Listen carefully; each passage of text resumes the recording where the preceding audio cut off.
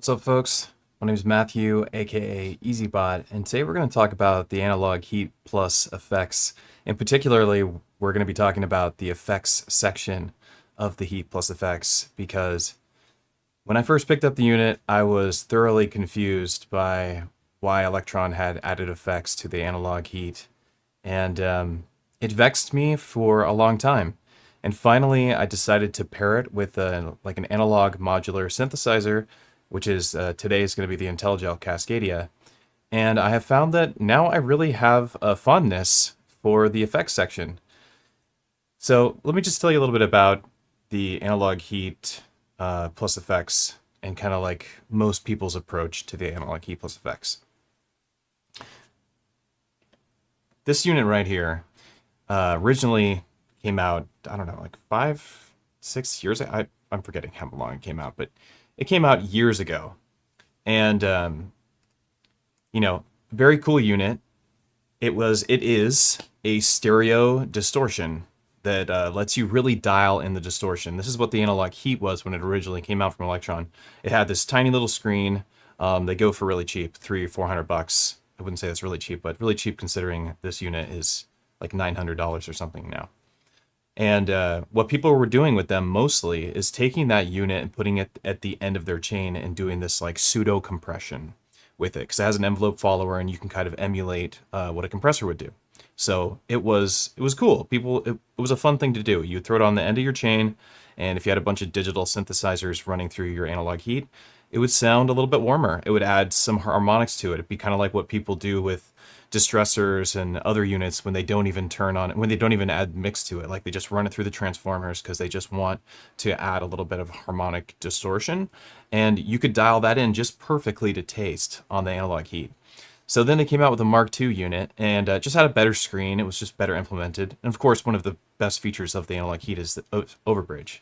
We'll talk about that in a minute before we get into what we're really the meat and potatoes of today's live stream. But so, and people would use it with the overbridge, and they would have their DAW have this analog distortion unit for coloring their digital tracks, right? The stuff they're making on their computer. This was the typical workflow. People take the heat plus effects, or they'd go to shows with it. Maybe they'd use the filter as a filter sweep during a live show. But for the most part, 90% of the time, I'd say, people that I've talked to, and I've talked to a lot of Elektron folks, and I've sold a lot of analog heats working at the synth shop years ago. And mostly, it's just an end of chain saturator. Just a little bit of nice distortion. And it really does, heat up, warm up the mix. There's no doubt about it. It does a great job of that. And that's mostly what I use it for. So being an Elektron person, like I am, because I love my Elektron gear, I think Elektron stuff is all very high quality equipment. I picked up the analog heat plus effects the moment it came out, right? I was excited. I didn't even know what to do with the effects. What was I going to do with warble if I'm using it at the end of my chain? I'm not going to warble my entire performance, right? I'm not going to put delay on my entire performance. So what I found, the effects that I would use on like a mastering level, and let's go back to the screen really quick. On a mastering level is these effects here. And I know it's hard to see. We can zoom in just for this section, and then we will zoom back out so we can see the rest of the gear.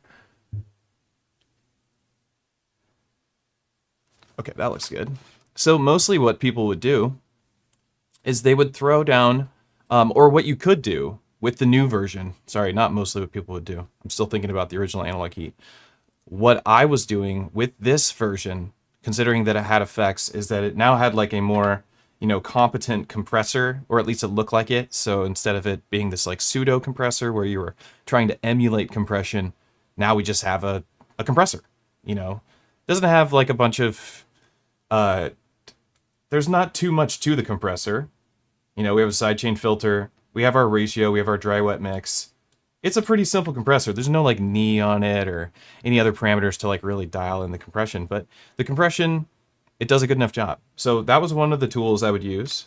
And then the other one that I really liked was this one. It says bass here, and this is the bass to mono. And bass to mono would take your bass frequencies from your mix and make them monophonic. So you could have your entire mix running through the analog heat and get distortion, get compressed, and then also take your low frequencies and center them. Because a lot of your low frequencies you want centered. You don't want to have these huge bass sounds coming out of both speakers when you're playing a show, if you're playing in stereo, that is. And so that's really nice, and it kind of cleans up your mix. And I like that. So I was like, these two effects plus the analog distortion and overbridge, I was like, that's enough to make this worth it for me, I guess, considering how expensive the unit was. But then over time, I just couldn't help myself, but I was like, the scope creep, the same scope creep that you find yourself dealing with when you have your computer open or your DAW, where you're like, there's all these options, what do I do? And it kind of like prevents you from moving forward in your music production. The same thing goes with any sort of art, I think, when you start having the option paralysis comes up. The Heat+FX creates option paralysis because they added the effects to it. I was suddenly like, well, what am I supposed to do with these effects? I want to use them. They're accessible. I have this beautiful hardware unit. Am I going to use the reverb in here over my Valhalla in my DAW? Definitely not. I mean, not knocking the reverb on the Heat+FX, but it's not going to beat out my VST reverbs, so why would I use that? Am I going to use the delay on here? It's not going to beat out my VST delays. It's not going to beat out my Valhalla delay. You know what I mean? It sounds great. These effects seem like they're really designed to be used with external gear and not in a DAW setting. However, the unit is the best used as a DAW tool. This plus overbridge is ideal. Absolutely. The best use, in my opinion, this is of course an opinion piece here, but in my opinion, the best use of this unit is to set it on your computer and plug USB into it and go in overbridge mode and use this on anything you need. If you want to run a drum bus through it and process it and then sample that so you have that caked onto your audio file, analog Heat+FX, or just analog heat, honestly. Awesome. You want to use these amazing distortions. These are beautiful analog stereo distortions, which is why they're so expensive. Analog, Heat+FX in your DAW. You want to run your whole chain through it and put it on your master and just dial it in just to find that sweet spot so it just sounds like your sound and color your sound with analog distortion. Analog heat for your DAW. This is where the unit shines, in my opinion. You get the most bang for your buck. However, these effects say something else. They imply something else. They say, let's get out of the DAW and go over to our hardware. And so I was thinking, I picked up this unit here. This is the Intellijel Cascadia. I own a good amount of modular synthesizers, and I just find that I'm just using my modular less and less lately. So, but I still wanted, I have lots of patch cables. I have, I still have all the info that I've learned from modular, and I'm not like putting down modular for good or anything like that. I haven't had the time to like build out my case again, and then like I always take my cases apart. And so I picked up a Cascadia because I just wanted a pre-built synthesizer that's just kind of fixed, right? So no paralysis for me of just do stuff and play with it and see how far I can push the unit. I really love that stuff too, like let's see how far we can get a synthesizer, see how good we can make it sound, or how far can we push its sound design capabilities. And I'm already discovering a lot about the Cascadia. I've maybe spent an hour with it total, like really playing with it, and maybe an hour and a half of like dead on playing with the Cascadia.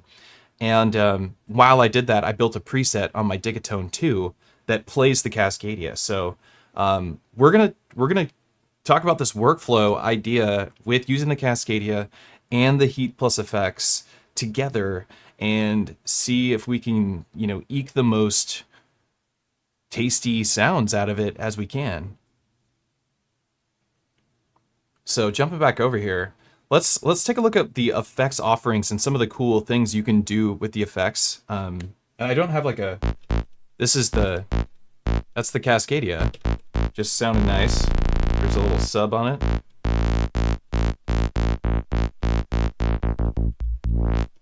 It's a great sounding synthesizer, and I've really set it up in ways that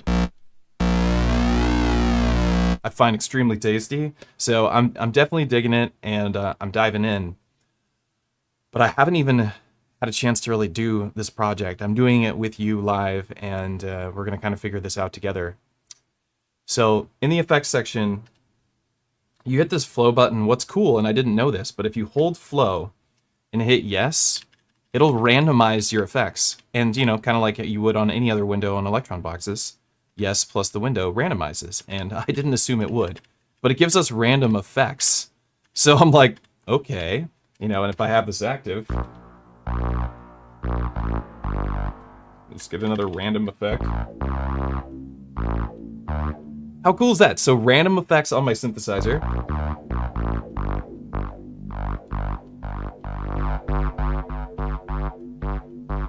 Let's play with something here.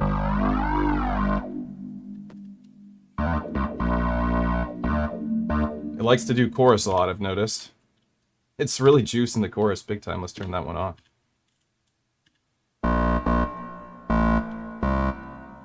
Okay, the reverb sounds really good. I think the delay sounds really good too. I wish the delay was on, so let's turn that on.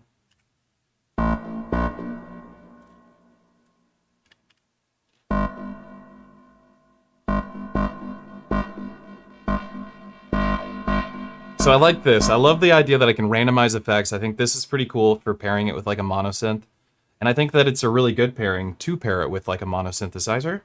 But one of the other things I discovered that I didn't know is that if you hold flow, these become your dry wet mix. So I was like, you know what I can do is we just turn on, you know, we create a chain of effects that makes sense, like a pedal board chain. This is like a guitar pedal board, right? So if I want to move an effect around, maybe we want to have our heat at the top, like, you know, at the very beginning, and maybe we want the compressor to be at the end, and we can compress our reverbs and stuff, which is cool for sound design. And we want bits maybe after the delay, so we can like crunch up the little delay noises. Let's turn that on. And then we want warble. Where do I want warble? I don't know. I guess before the reverb. But let's go back. Let's go back to this. So if I hold down flow, when these effects are active, these knobs become my dry wet mix of the effects. And I didn't know this. So I know a lot of people who had the Analog Heat+FX probably played with it a lot more than I did. But now that I know this, I think it's really cool. So what I can do is just turn their values all the way down, and you just switch to it like this. You can switch between which four are being the dry wet mix option. And I can turn this all down. We could leave the heat on, actually. But turn these all down, and now I just have an effects section that I can just turn on. Right? So I can just go, if I had a sequence running, let's just put a couple of notes in on the Digitone II over here. We'll zoom out in a little bit and kind of just use this all together once we go through this concept that I'm looking at. Let me turn down these other sounds, or just, yeah.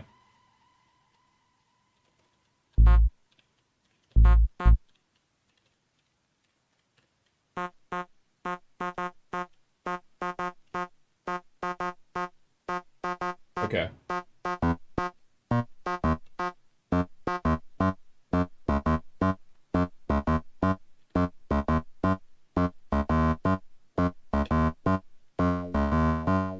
Okay, now we have kind of a lame sequence, but we have a sequence, right? And I can just hold this down and just go, I want more chorus and more delay,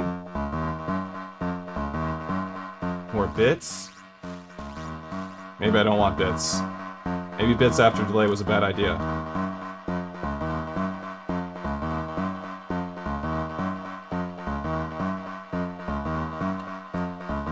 And then we can switch down to this section and start bringing this stuff up.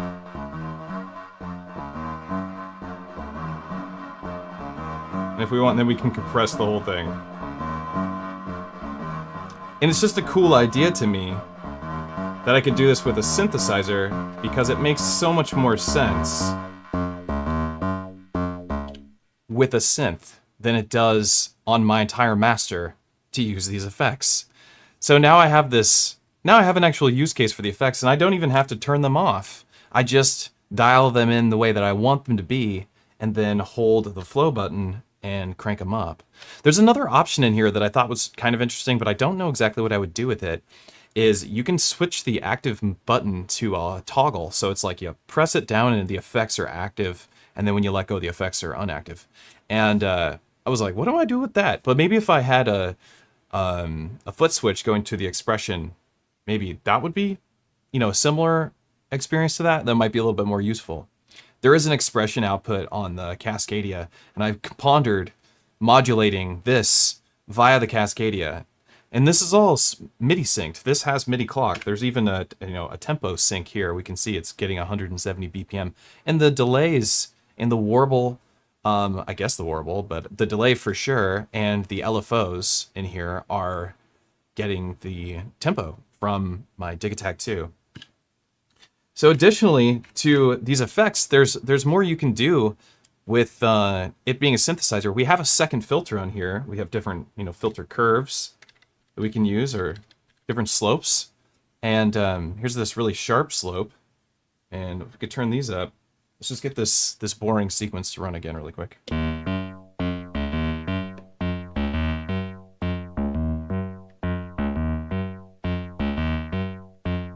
I think one of these effects is still doing something. The heat.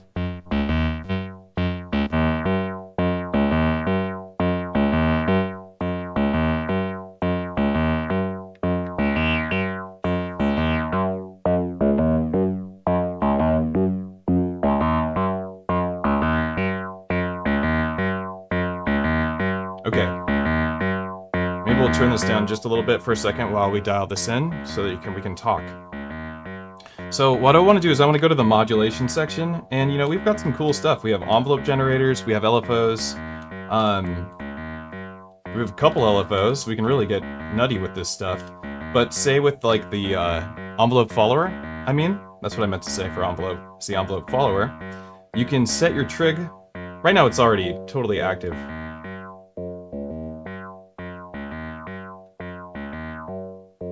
I already have this set up to modulate the filter cutoff of this filter when it hits a certain threshold.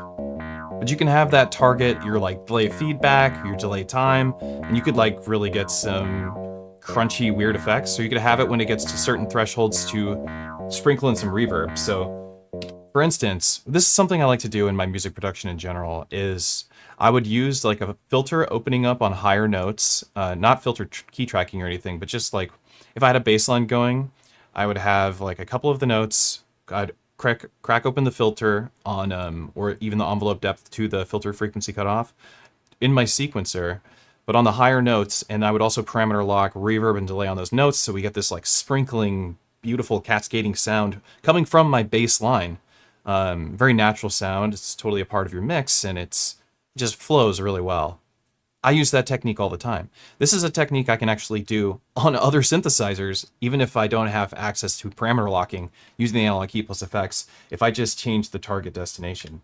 So if I set this to our reverb amount, then when it hits a certain threshold, it should crank up the reverb. Let's just bring it up. But only on the notes that hit the threshold.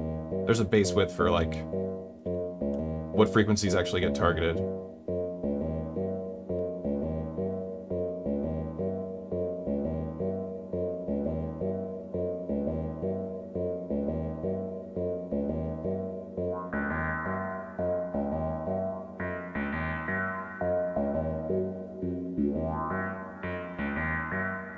I think it sounds great. So the reverb is only coming in on certain dynamics that are crossing the threshold. So just the very tips of the synth line are triggering the reverb. But the lower part isn't triggering the reverb, which I imagine is helping us with our reverb tank not be full of as much bass frequency in the reverb tank itself.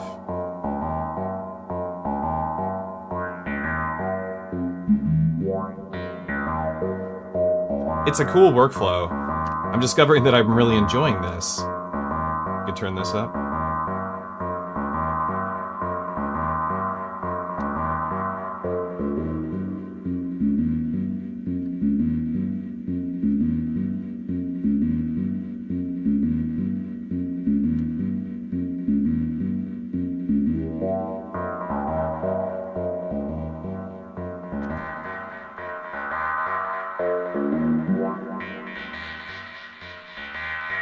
And I think like if you pair something like this, like the Analog Heat+FX with a synthesizer like the Cascadia, but think any analog synthesizer. Any like, it doesn't have to be analog, but I would prefer it to be myself. But think like an analog monosynth paired with the Heat+FX. I mean, it would work good with a polysynth as well, but I'm thinking for a live set, if you had just, this is something worth talking about. So like, we were talking about scope creep a little bit earlier before with the DAW aspect and using this with the computer and how great that is. So like, what happens for scope creep for people like me is I get this like musical paralysis because I can't make up my mind. So like I just have too many options and I start thinking that I'm missing out. I'm like getting FOMO over parameters and getting FOMO over effects and samples in my computer and different synthesizer VSTs. And I'm starting to like, I'm missing out on using this one, or I didn't use that one. I should use it. And like, it kills the process. That's what I think is so great about like a simple analog monosynth, no modular. And I mean, it's modular, semi-modular, right? But, I can't scope creep it. I can't just like, I can just stick to what it does and try and get the most out of the unit. When I pair that concept with something like the Analog Heat+FX, I'm just evolving that unit further, and I get access to all these cool things like envelope followers, LFOs, delay, reverb, warble, compressor, distortion. On something that has no effects, this unit, the Heat+FX, suddenly becomes really useful. And I was thinking like, is it worth spending $900 on a multi-effects unit that does distortion and all these kind of things? Wow, that stuff is great. I can do it in my computer. There's no doubt. You're really paying for the analog and the overbridge with Analog Heat+FX. So if you're not using the analog side of it, get it any other effects unit, in my opinion.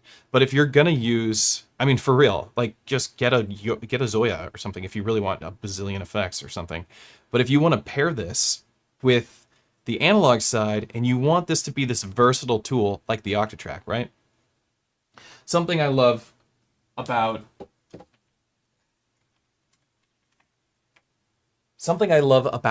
the Octatrack is that the Octatrack can be anything I want it to be, right?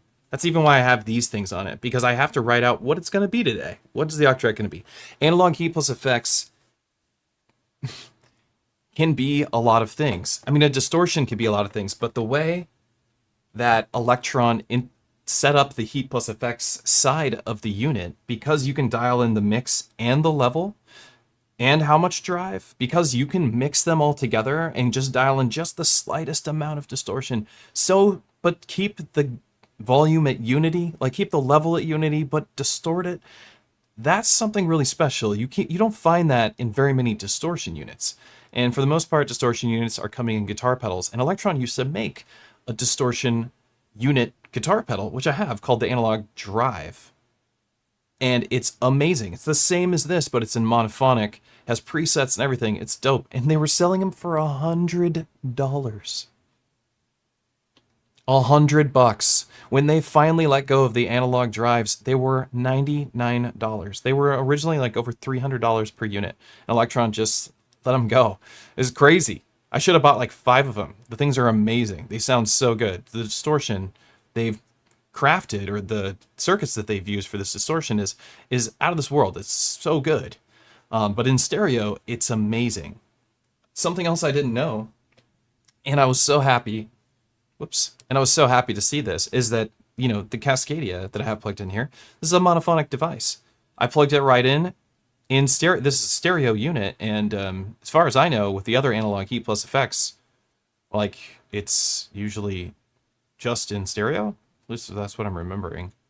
But anyway, it detected that it was in mono, and it's treating it in stereo, which is awesome. So I thought that was a total bonus.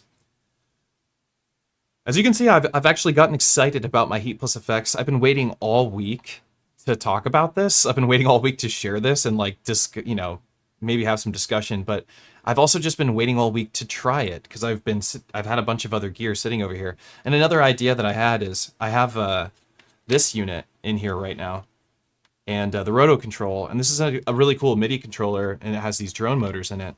And I realized there's 8 effects, there's 8 controls, on my roto control, and I'm not really using too much on the MIDI side of things, so I don't have to worry about using MIDI mergers or any of that kind of stuff to like have stuff to have this unit work with the roto control, even though I do want clock. So, but it has MIDI through, and MIDI, you know, it should work.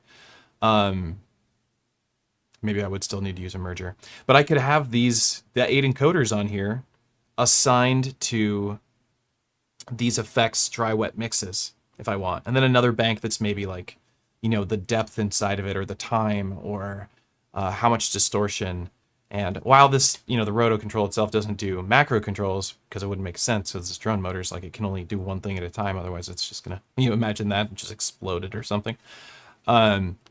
I think it would be pretty useful because the way you can program on the roto control is very easy. So I felt like it's a good pairing with Analog Heat plus effects, would be something like that, but any MIDI controller would do. But just that idea of setting, taking 8 pots on any MIDI controller and assigning them to the dry wet mix of these effects, using this or any other monophonic synthesizer paired with this device, and then using that as your main like techno synth. That's really where my head's at. I was like, this is a really cool idea for, you know, doing some techno work, some techno production, some live techno performance. And I've been stoked about it. So I'm excited that it does sound great and it's doing all the things that I wanted it to do. And this is the stuff I wanted to share. But now I feel like, you know, I want to like use it to actually make some music. And I also want to share what I've done on the Digitone. I've made this preset for the Cascadia, and it took 2 seconds. I just want to show that process and what it's doing exactly. And then we'll kind of just, you know, take this for a spin and see what we can do. Use the Digitakt as our drum machine, just get us a kick and a hat and maybe a clap or something, and use the Cascadia as our main synthesizer for some jams today. So that's what we're going to do with the rest of the time. That's my spiel on the Analog Heat plus effects. I think it's a dope unit. I do think that if you are not going to use the distortion on your, if you're not going to use the distortion with your DAW or with overbridge, if you're not going to use the unit with overbridge, I think it's a little expensive. I think it's, you know, in the same territory of like buying one of these where you're like, this is really expensive. It's beautiful. We love it. We want to touch it. We want to. When we touch it, we don't know what's going on, but we like it. That's kind of like the experience with the Analog Heat plus effects. The Analog Heat Mark I, in my opinion, is the most bang for your buck. You can get one for like $300. You should do it. If you don't have one, you see one of those used for under $500, you should get one. Just get one. You won't regret it. Put it over by your computer, USB into your DAW, and load up overbridge and just save that as a preset or as a template on your DAW. And you will love it because it's absolutely sick. Overbridge with the distortion circuits is the bang for your buck. The effects are just bonus. So what I'm realizing is like, I want to use it for both things, but I'm taking a break because it used to be sitting over, I don't know if you can see this. There's a Syntakt over there now in the place of where my Heat plus effects usually goes, because I'm trying to get myself to use my Syntakt because it's so sick, but the Digitone II is just speaks to me a lot louder than the Syntakt does. So let me say what's up to the chat. I know I just did a lot of rambling, a lot of dialogue, and want to see how everybody's doing. It's Tuesday, it's stream day. We do these every Tuesday, and it's always a really good time. To me, at least. And I hope other people think so too. But let me check in with everybody. What's going on? Harry, Hexwave, Alchemy. What's going on? Seek. Brand Error. Strange Strains. What's up? And CV to it. That's what I was talking. Yeah, that's what I'm talking about. Strange Strains in the house. Will the Analog Heat help the sound of a newer MPC? Yes. So you know what I used to do with the Analog Heat plus effects? Or no, I'm sorry, the Analog Heat. With the Analog Heat, is I would use it with the Deluge. And I found like that was my favorite way to use it as a piece of hardware equipment, as opposed to using it as my master summing box, where I had just like, it was like after the Octatrack, it would go into the Analog Heat, and I would just have this preset that was like the EZBOT preset, and it just sounded a little bit better. I don't know. it just sounded a little bit better. I tweaked the treble a little bit, I added a little bit of bass because it has an analog EQ in it, and it's a stereo analog EQ, and it would just sit like that. So when I wasn't doing that, I actually used it with the Deluge, the Synthstrom Deluge, which I think suffered from a little bit of sound quality issues, and it just sounded very digital, and it could use a little oomph, if you know what I mean. And so when I would run the Deluge through the Heat+FX and just give it a little bit of harmonic distortion, whatever, I don't need to be so fancy about it, just give it a little bit of distortion, it made that unit sound a lot bigger. It sounded a lot warmer, and a lot less digital. Because what's happening when you run digital sounds through analog components is that if it comes through at the end completely analog, and its last circuit it runs through is an analog circuit, it's not going to have as many like squares in the sound, right? It's not going to be like this sampled version of the sound going through digital analog converters. It's just going to be gone through physics, right? Sound physics, just the physics of the universe. And so it's just the squares are rounded on the edges. That's the best analogy I could come up with, and I hope that that makes sense even to myself. But I think that it's a really great unit to use with any box that you think needs some oomph. So an MPC, absolutely. An older MPC, you want to heat it up, make it sound a little bit nicer. A stereo distortion unit does a really great job. And a lot of people make a comparison from the Heat+FX to the Odo Boom, and the Odo Boom is very similar. And when the analog Heat came out, I hate saying Heat+FX, it's just such a mouthful. When the analog Heat came out and the Odo Boom came out, they came out around the same time, or they were out at the same time for a while before the Heat+FX came out. And the Odo Boom I've also owned, which I ended up getting rid of, not because it wasn't great or anything. I think I was also a bit more of a novice when it came to compressors. And I think that compressor on the Odo Boom is a very strong compressor. And I had a harder time dialing in like a sweet spot. I always felt like I was vacuuming out all the transients of my kicks and snares. And it only had a few distortion circuits, and they were also very hard for me to dial in compared to how easy it was on the Heat+FX. I do think the Boom is a beautiful, beautiful device like the analog Heat, and I hear great things from other folks. I just didn't have as much luck, and maybe it was because I was a little bit early on in my music production. But yeah, I think it's really great to share with, really great to use, not share, but use with like pretty much any device that you have. Hey folks, Matt here. Yeah, that's me. Working great with the Sub 37, right on. See, that's what I'm talking about. That's a great pairing for it. Yeah, I think like I love Elektron, and I love the analog Heat, but as I was saying before, the Heat+FX, until I paired it with a synthesizer like this, it didn't click with me, and I regretted a little bit having forked out so much cash for the unit when I already had a Mark I and it was doing all the stuff that I already wanted. But now that I have, branched out a little further and my excitement got tickled a little bit, now I think the Heat+FX is a really fun unit to use. And I think it'll be a really great unit to use live, especially in a techno situation. That techno situation. We're all getting in these techno situations lately. All right, so I'm gonna zoom out now, and we're gonna go into Elektron world. We're gonna go into music production zone, so to speak. And let's do it.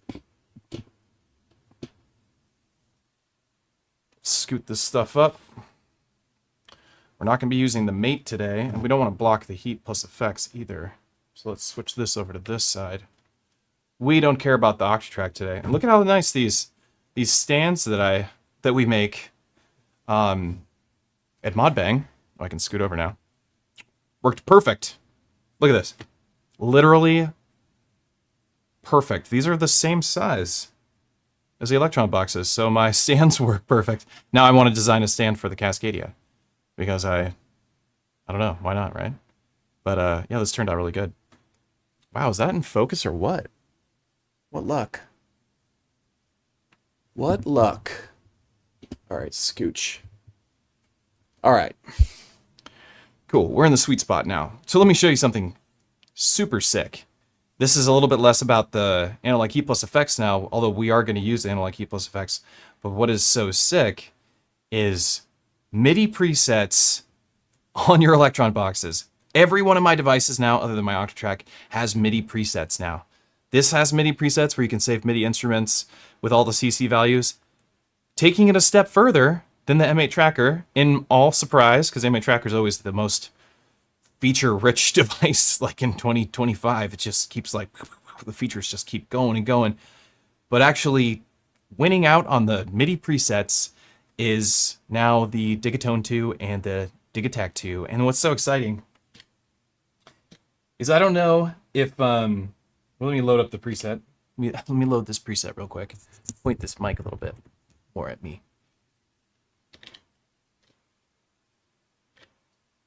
This is just a slow.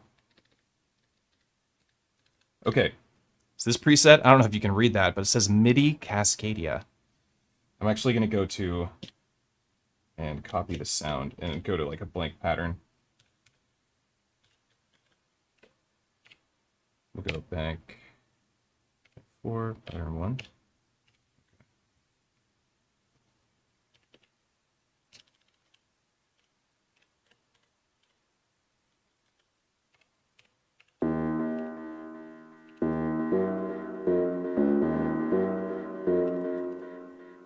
Okay.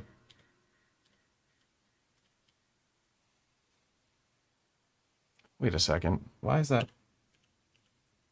Is my program change turned off here?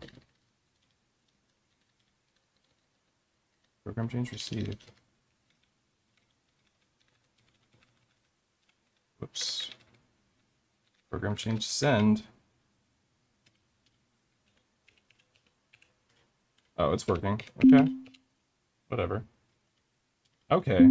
We're good. Forgive me, Father, for I have synthed. It's so cheesy. Everything's got to be lined up. My brain goes haywire. Okay, so this is what's really cool. Let's go to any track. Figure this pattern out. We'll use track 16 because I just think it makes sense to just throw it on the corner here. I'm going to load up the preset, so I'm hitting the perform button, and I'm going to go down to load, or up to load. I'm going to choose MIDI Cascadia because I saved the Cascadia as a MIDI preset. And look at this. Of course, it's already got my MIDI channel. This is why wouldn't it? It's the whole point of the preset. But going here, I've named the MIDI CC parameters, and this is really cool.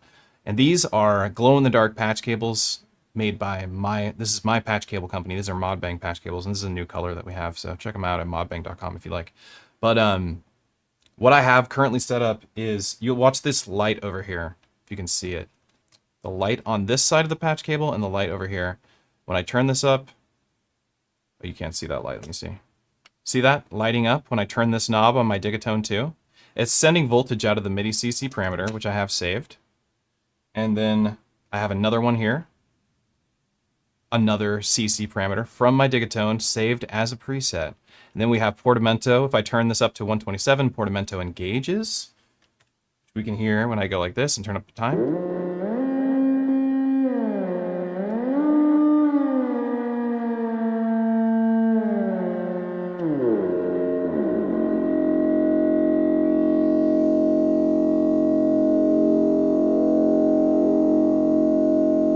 So cool.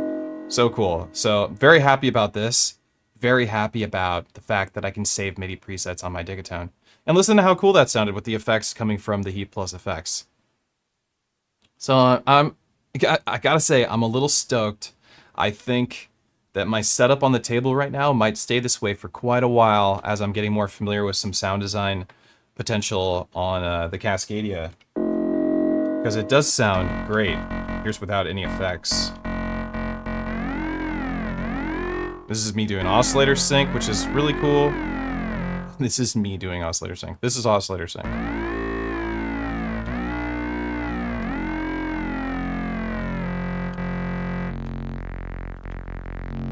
That's the sine wave, which I did not mean to have set up on the Cascadia. So back to my point on how we can do these effects. Let's get these effects turned down.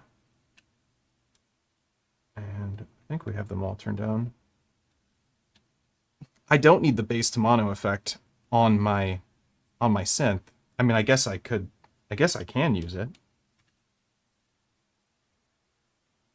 And bring this fade level down to a lower frequency. Yeah, mono the bass. I don't want to stereo the bass. Get out of here. Okay. So I want to get like a really simple sequence going. And I think we have, need to get an actual kick drum on this track. So the kick. Get a nice punchy kick. Oh, that was a loud one, isn't it? Is that too loud? Let's turn it down.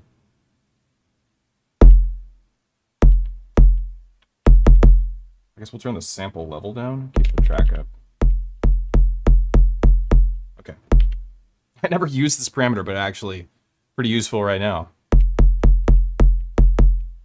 All right. So let's get we're in Ionian, which I never want to be in ever again. Spanish.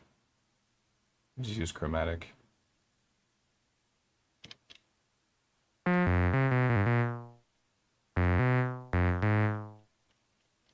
Let's just throw in some notes, give them some little extra length. By default, the velocity that's going out to the Cascadia is changing the time, or not by default. That's what I have it set up on, and you can control that here. What does the MIDI velocity do? And we have MIDI velocity to the level, so it actually adjusts the dynamic, which is what you would expect from the MIDI velocity, but you can also have it set to time. And the less MIDI that it gets, the more time it gets. At least that's been my experience with it, which is interesting. Right, I'm actually going to turn it off for this because we don't want to play with the velocity. It's just another parameter for me to screw up. I want these notes also to go in much lower. Cool.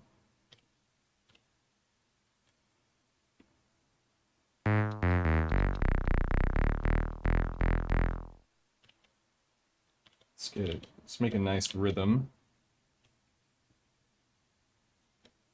Get a kick going. I'm just going to do a 4 on the floor techno kick here.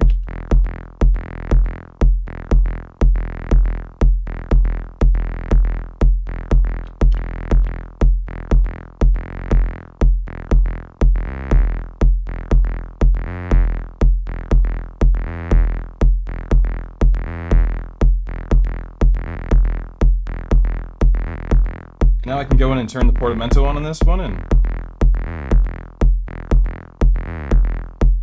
get a nice,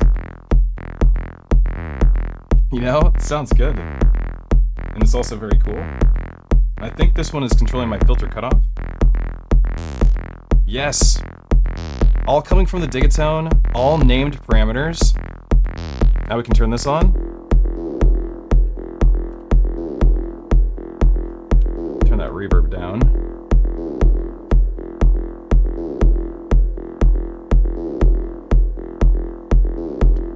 Why is the reverb on?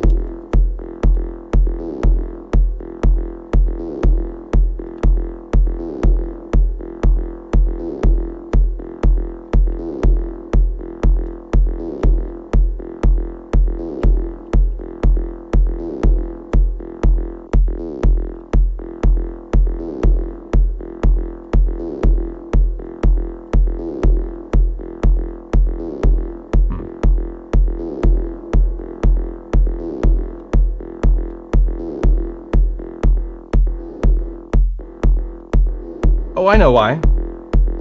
Okay. Remember what we did earlier? We set the envelope follower to trigger the reverb. That's still going.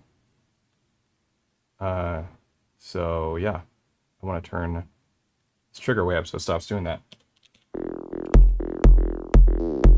There we go. I was like, what is going on? I thought I was a total noob for a sec, which I kind of am at the moment, a little bit.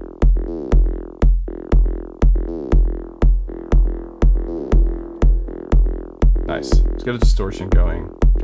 I do like that there's a dedicated heat button, which is really nice. And there's actually a drive on here, but it's not as good as this one.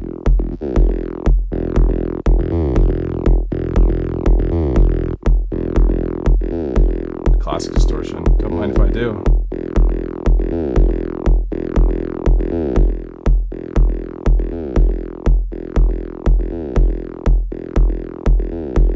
Let's change the tempo. A little bit of swing. Whoops. I don't want the metronome on.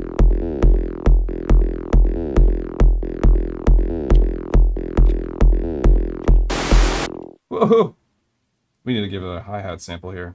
Hang on a second. Bear with me.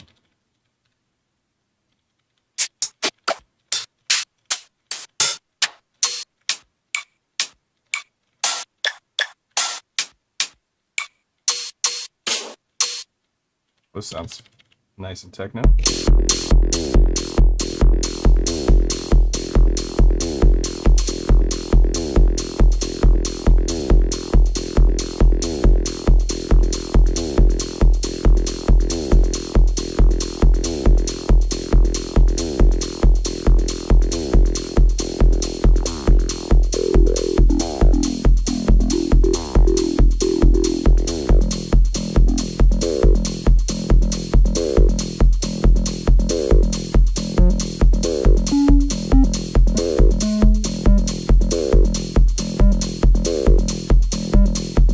I like that a lot.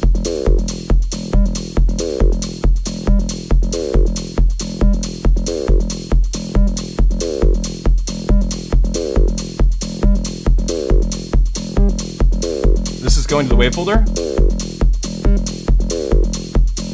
which is post filter, sadly. I think you can patch that so that it's different, but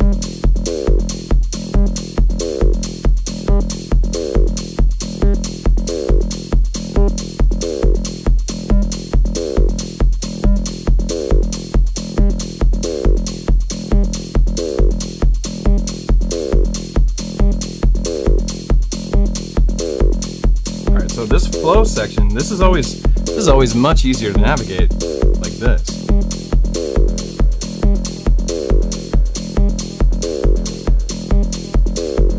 Oh god. So good. Alright, now let's check out this compressor. And we also need to get some of the compressor mix in. Sidechain filter? I guess we could leave the low end of it.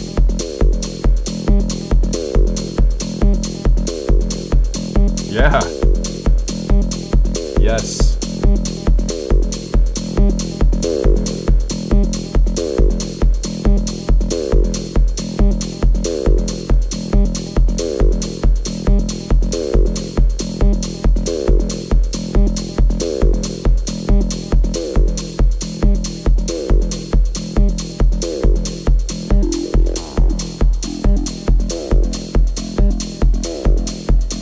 Make this okay, this is turning out really good. I actually anticipated that this is how this was going to be, and I'm pleasantly not surprised and very grateful that it's turning out like this, but my goodness. Just a kick, a hat, and this, and some effects, and man, is that not sweet?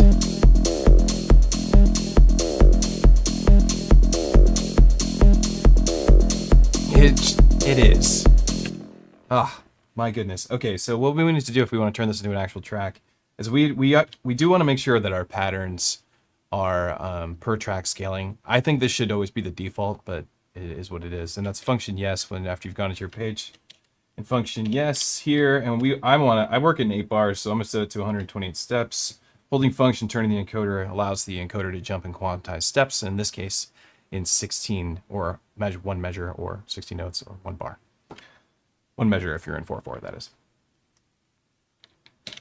Okay. Let's expand this to another page. It'll duplicate it, which is nice.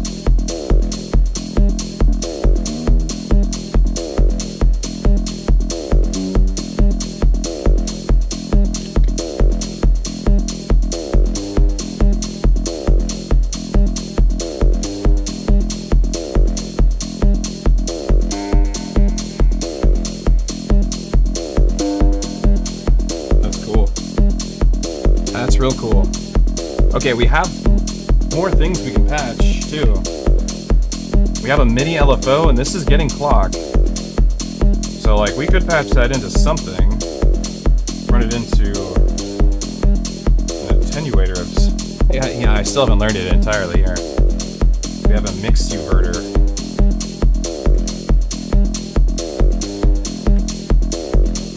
This has got some voltage output. What do I want to go to? How about the Q?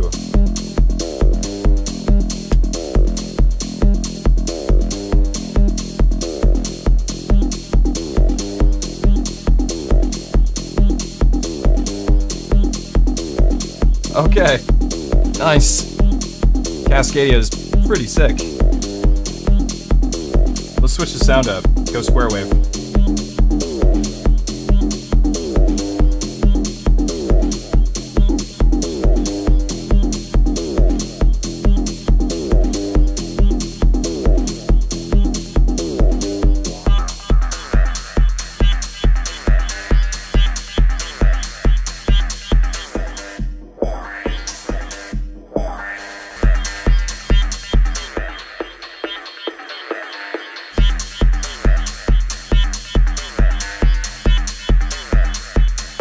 Reverb.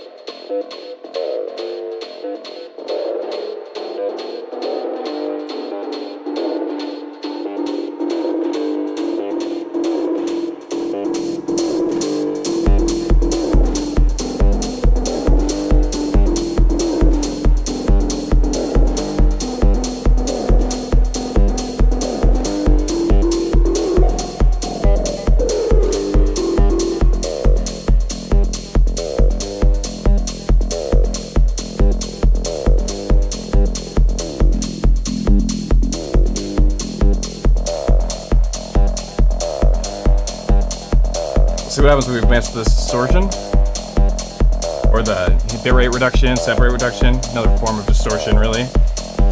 Only affecting the high end because of the filter.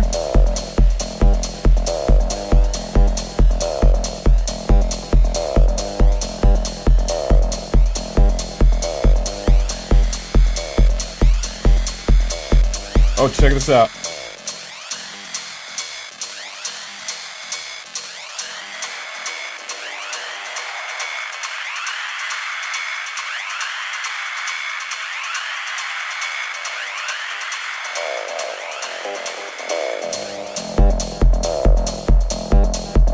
Oh, going on its paces here.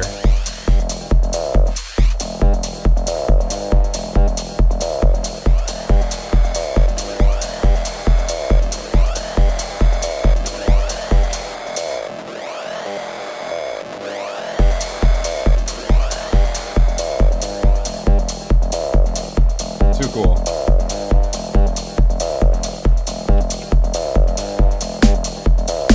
Whoa, no.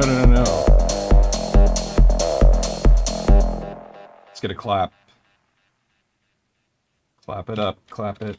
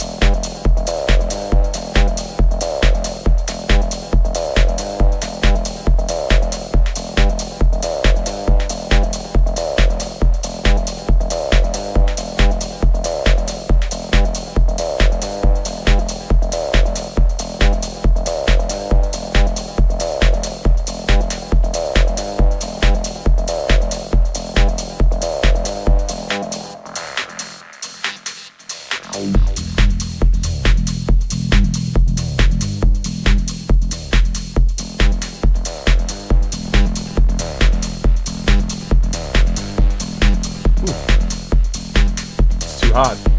That's too hot for YouTube.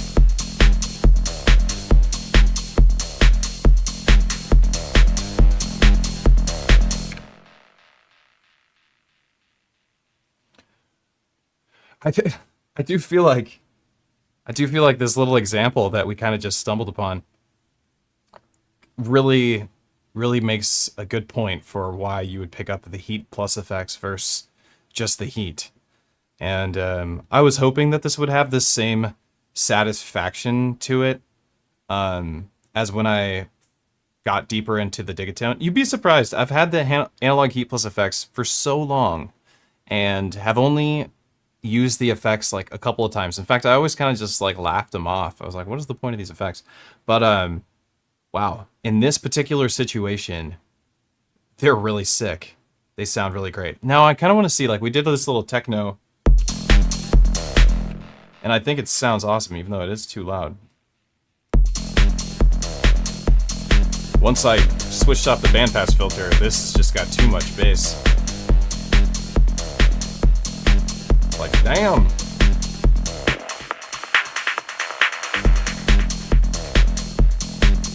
So sick. Wow. Maybe I'll be playing some more techno shows. I don't play that much techno at shows. I'm much more of an electronica, melodic drum and bass type programmer, but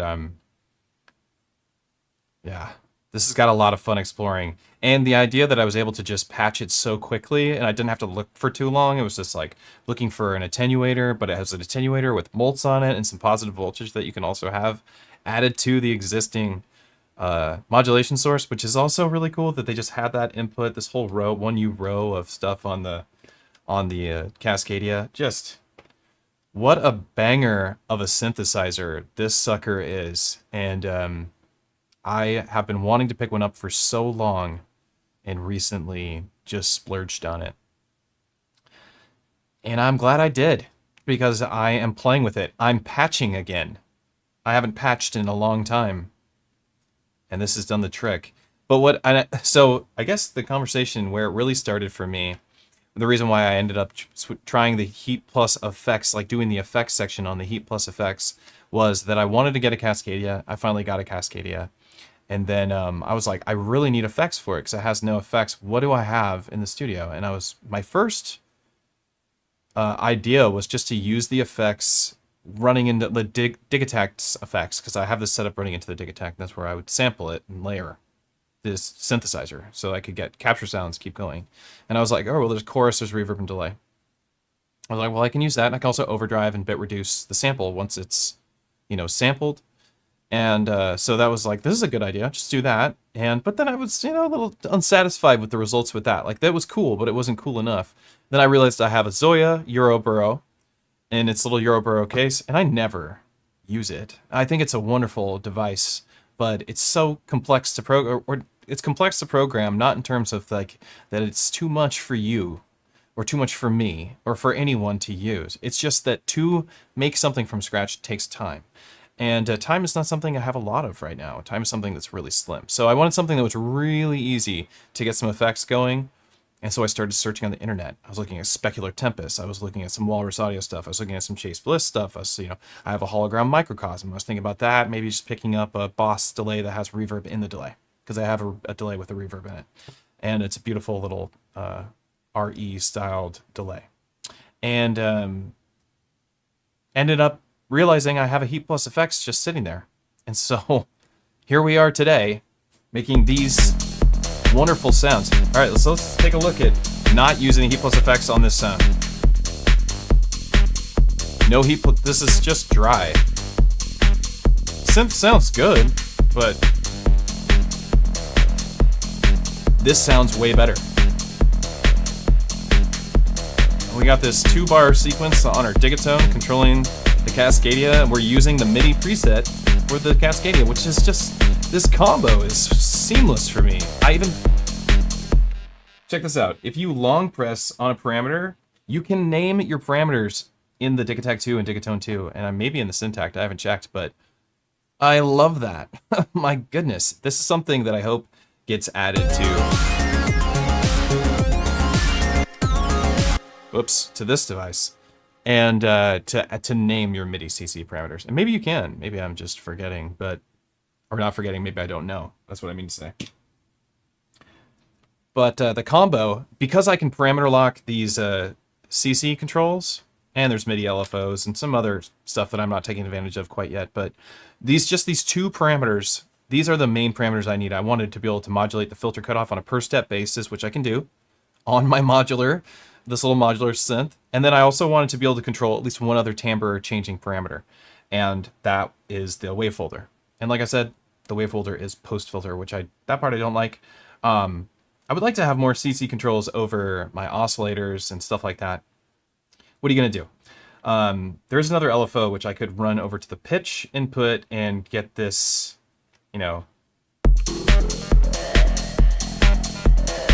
instead of doing it by hand, but it sounds really good to do it by hand. At least I think so. Is my voice ducking the octave track? It should be. It should be cutting. Let me turn that up. Seems like I'm not ducking, like it's not ducking as much. Hey, wait a second.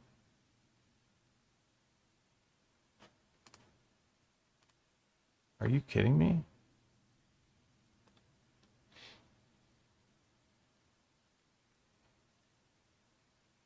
I guess you're not kidding me, huh? Sidechain from my voice. Where's that overhead mic? Sorry, hang on one sec. There we go. Hello. Now it's sidechaining from my voice. I don't know why this got turned off. That's much better. And now you can hear me over the music. Unbelievable. OBS, why are you doing this to me? OBS. Clearly.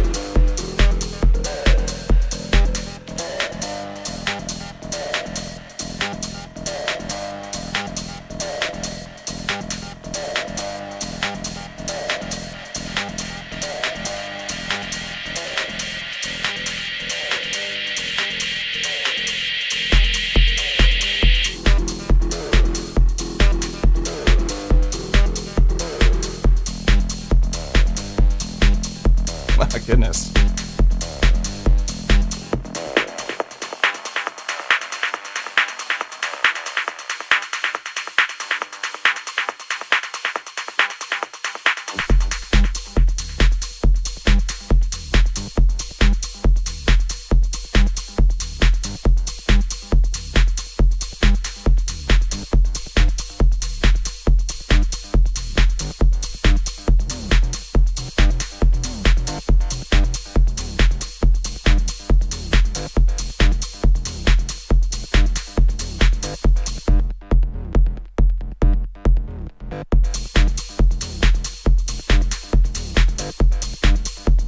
Get something else from the Digitone here.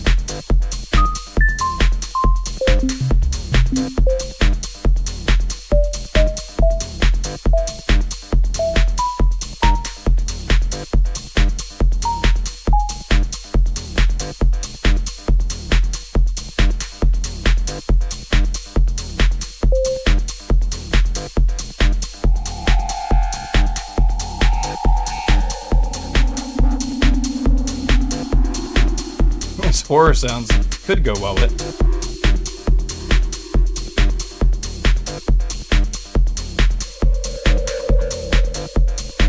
I don't know about that.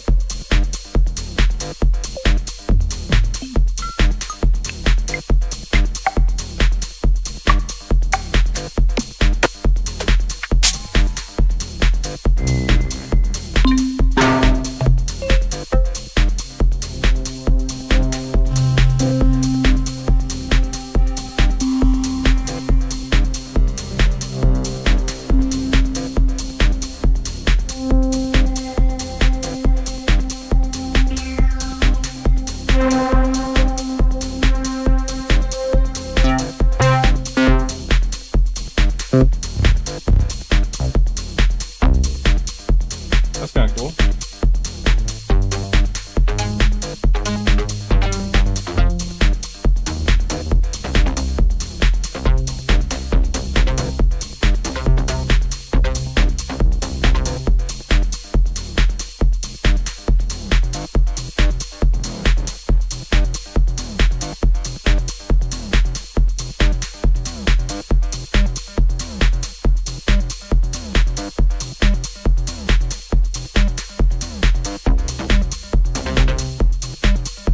the arpeggiator on.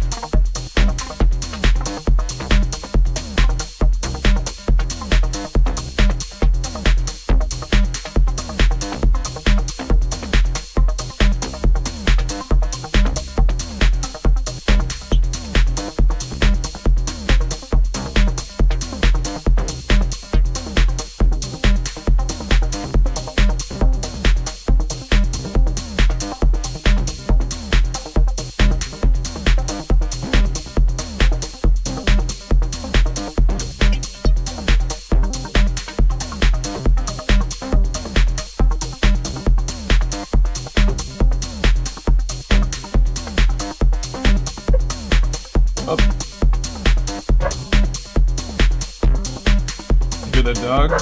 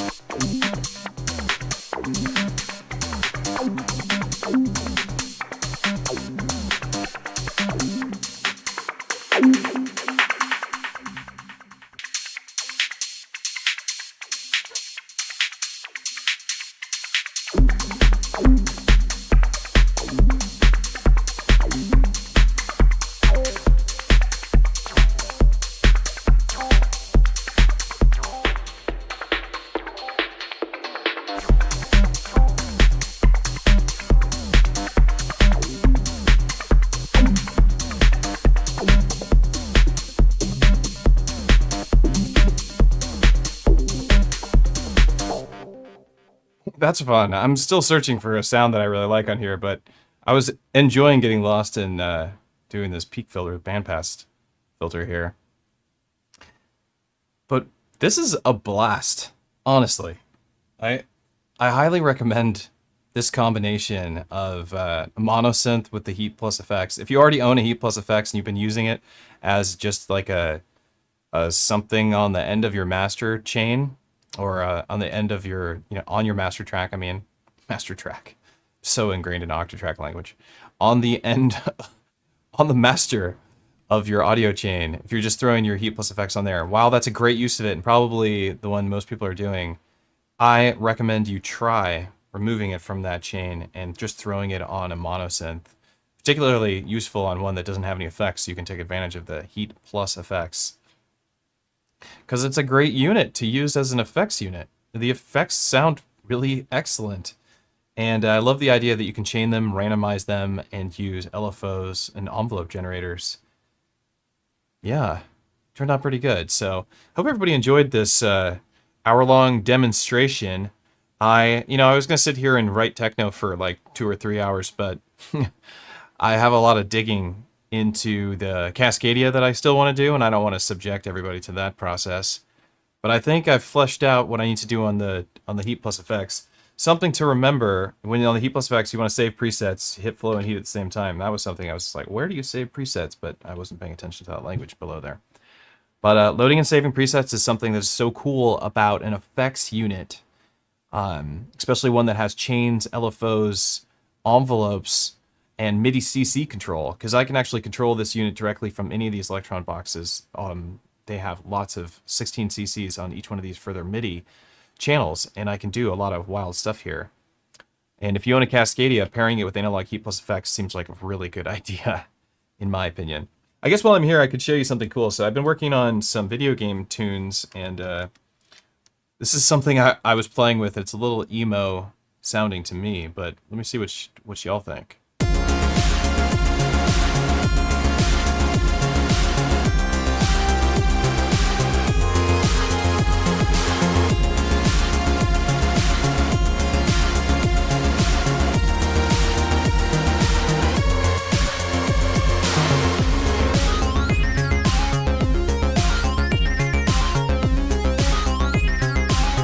I've only got basic drums in there right now.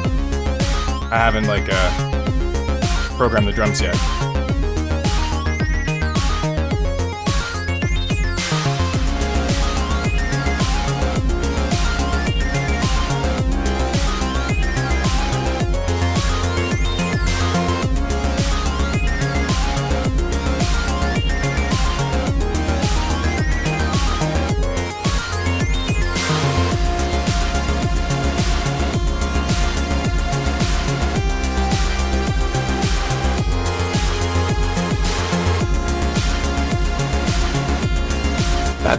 That big lead is like the song, right?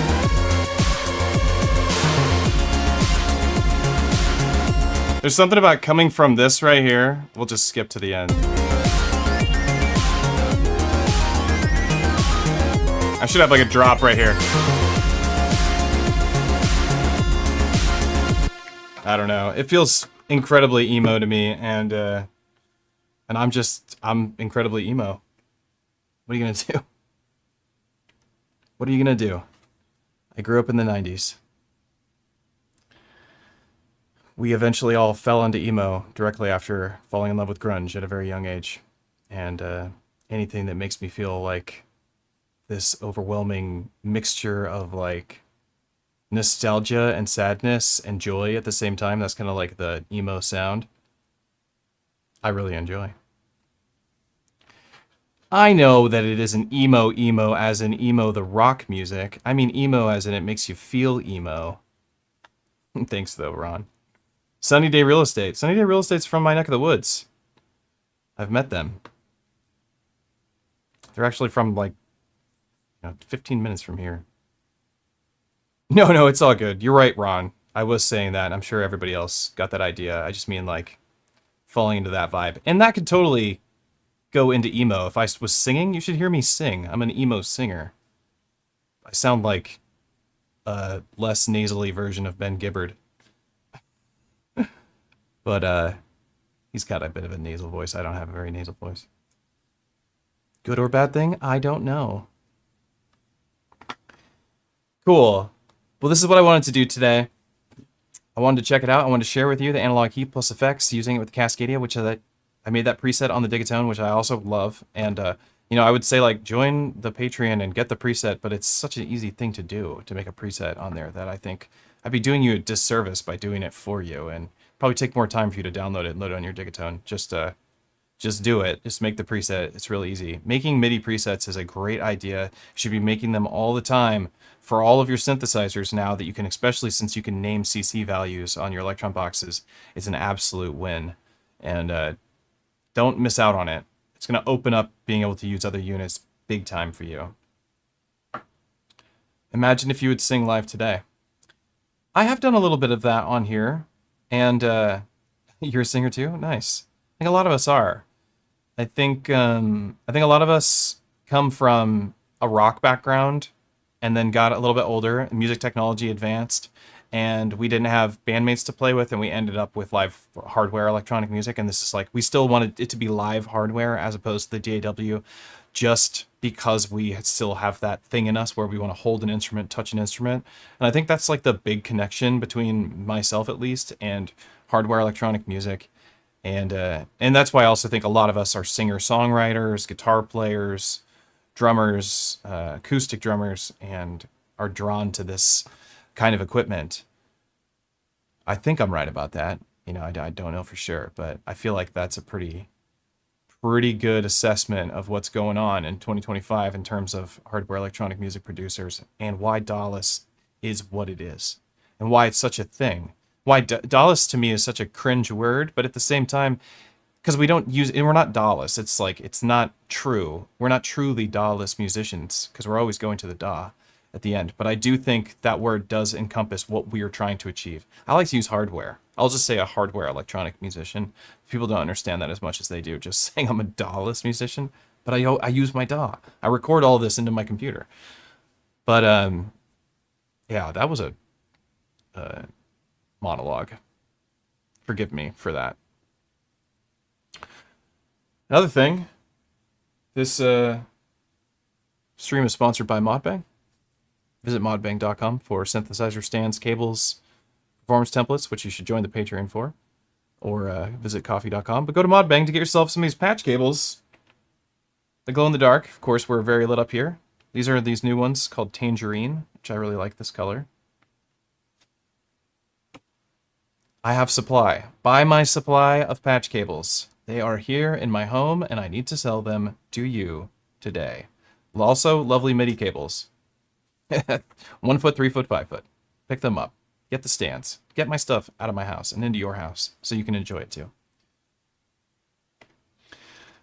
Well, that's going to be it for us today. We talked about the Analog Heat+FX. My name's Matthew, aka EZBOT. Everybody, thank you for hanging out. If you enjoy these kind of streams, feel free to give a like and leave a comment down below if you've been using your Analog Heat+FX in the same fashion as me, or if this inspired you to try and use your Heat+FX in the same fashion as we did during this stream. I think it'll be great for techno production. If you want to support this channel, you can visit patreon.com/EZBOT and sign up for the Patreon, which you get lots of cool rewards. All of my work that I do that has like immediate value to anybody who's not trying to download my music is on the Patreon. It's a great use of a couple bucks, especially if you own an Octatrack. There's also a subscribed version of this channel, which is a paid version of this channel if you're interested in, and it just makes it so that I can see your comments easier. And I will be sure to answer your questions if you're on that subscribed version, and if you have particular questions about electron gear. Another cool thing you can do is I do private lessons. So if you're interested in private lessons, you can visit ezbot.live. Also on the Patreon, private lessons are available there, as well as a thing we do called Soundcheck, which is a group meetup. We do compilations in the Discord. We do finish your tracks on the Patreon. There's all sorts of fun community-oriented stuff that I promote and run myself. If you're interested in that, visit patreon.com/EZBOT or join the Discord. It's entirely free. Thank you for hanging out, and I'll see y'all next Tuesday, maybe this weekend.